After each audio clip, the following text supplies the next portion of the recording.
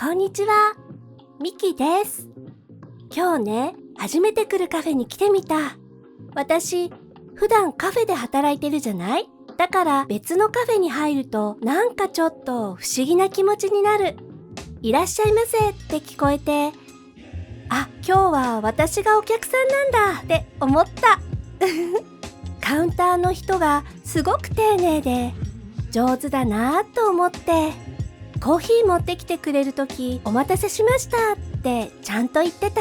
私もちゃんとできてるかなって少し思った。コーヒー美味しかった。あっさりしてる。うちのカフェのはもうちょっとコクがある。どっちが好きかな？難しい。両方好き。窓から外を見ると曇ってきた。でも今はここにいるからいっか。もう一杯飲もうかな。お客さんの気持ちたまにわかるのもいいなって思う。あなたはカフェよく行く？今日はここまで。見てくれてありがとう。また会いたいからチャンネル登録してね。